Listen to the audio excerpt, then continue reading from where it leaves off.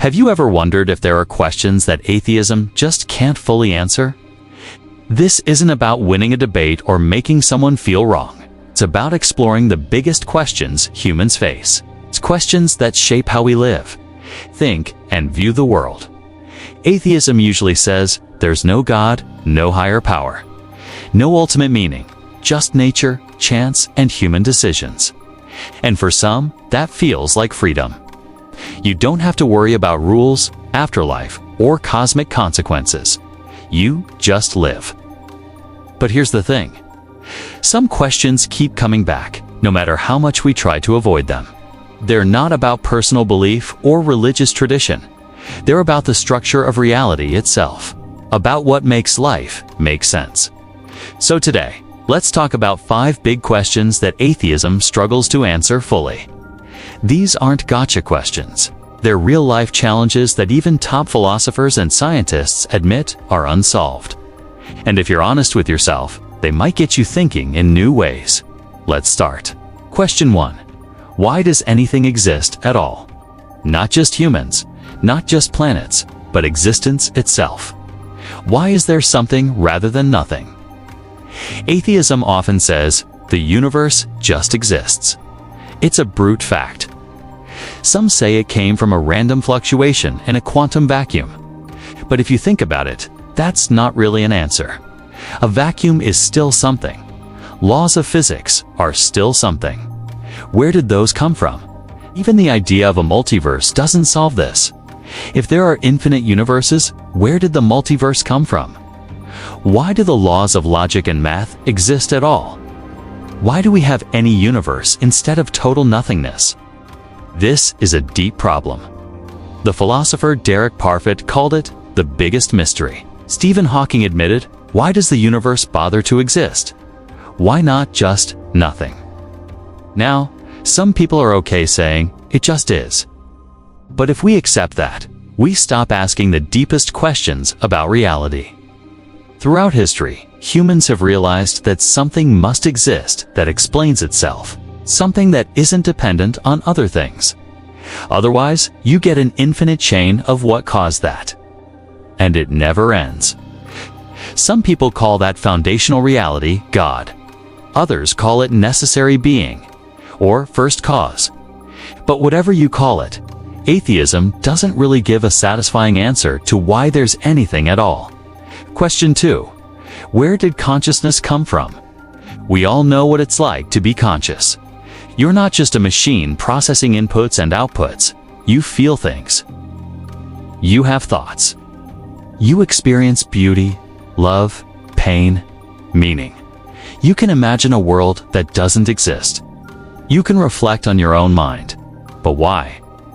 In an atheistic view, everything is atoms and molecules, physics and chemistry. And yet, somehow, neurons firing in your brain produce your inner world. How? No one really knows. This is called the hard problem of consciousness, and it's one of the biggest puzzles in science today. Neuroscientist Christoph Koch says it's the greatest mystery of all. Think about it. We can program computers to process data, recognize faces, even drive cars. But computers don't feel anything. They don't have awareness. They don't suffer. They don't love. So why do we? Consciousness is just chemicals. Why can't we create life in a lab from scratch, with awareness included? We can't. We can manipulate DNA, but we can't produce consciousness from non-conscious stuff. Some scientists suggest that consciousness might be fundamental to reality, like space or time. And guess what? That idea sounds a lot like ancient philosophical ideas of the soul or spirit. Atheism struggles here because if the universe is just material stuff, there's no reason for consciousness to exist. And yet, it does. You're experiencing it right now. Question 3. What is the ultimate source of morality? Most people, no matter what they believe, agree that some things are truly right and wrong. Torturing a child for fun? Wrong. Helping someone in need? Good. We just know this deep down. But in a world without any higher power, where does that knowing come from? Atheism often says morality is based on evolution or social contract. We evolved to help each other because it kept the tribe alive. We punish bad behavior because it threatens the group. But here's the problem. Evolution explains survival, not moral truth. If humans evolved to kill off weaker tribes, was that morally right? According to evolution, that behavior was fit because it led to survival. But we don't believe that's right today. And social contracts change. At one time, slavery was legal. Does that mean it was right then? No. We believe in moral progress because we believe there's something higher than human opinion. Atheism struggles to explain objective morality. There's no higher law than right and wrong become just personal or cultural opinions. But most of us don't live that way. We believe some things are truly wrong, even if a whole society approves of them. That suggests morality isn't just a human invention. It points to something real beyond us. Question 4. Why do humans crave meaning? Have you noticed that humans can't live without purpose? We don't just want food, water, and safety. We want meaning. We want to know that our lives matter, that our struggles have value, that love, beauty, and sacrifice are not just random accidents, but part of something bigger. Atheism often says, life has no ultimate meaning. We make our own purpose. But here's the problem. Self-made meaning is fragile. If you live for your career, what happens when you lose your job? If you live for relationships, what happens when people leave? If you live for pleasure, what happens when it stops making you happy? That's why so many people crash into burnout, depression, or despair. Because deep down, we need to know there's something higher than just our temporary experiences. Psychologists have found that belief in higher purpose leads to stronger mental health. Viktor Frankl, a Holocaust survivor and psychiatrist, said that people who survived suffering the best were those who believed their life had meaning, especially beyond themselves. Even modern science supports this. Studies show that people who believe in something bigger, whether they call it God, the universe, or a spiritual connection, are more resilient, less anxious, and more fulfilled. So where does this need for meaning come from? If life is just atoms colliding, why do we care about purpose at all? Why do humans across all cultures throughout all history search for something more? Maybe the need for meaning is not a glitch. Maybe it's a clue. Question 5. Why is the universe fine-tuned for life? Scientists have discovered that the universe is unbelievably fine-tuned. The physical constants, gravity, electromagnetism, the nuclear force, are set at values so precise that if you change them even slightly, life wouldn't exist.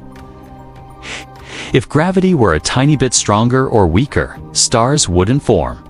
If the cosmological constant were different by 1 part in 10 to the power of 120, the universe would have collapsed or blown apart. Physicist Paul Davies says, the impression of design is overwhelming. Atheism usually answers this by saying, we just got lucky, or maybe there are infinite universes and we happen to be in the one that works. But that's not really an explanation. Saying we got lucky isn't satisfying when the odds are beyond astronomical, and there's no evidence for infinite universes. That's just a guess. So why is the universe set up perfectly for life? Many thinkers, even those who aren't religious, admit that this looks like intentional design. Like the universe is rigged for consciousness to exist. Like life was meant to be here.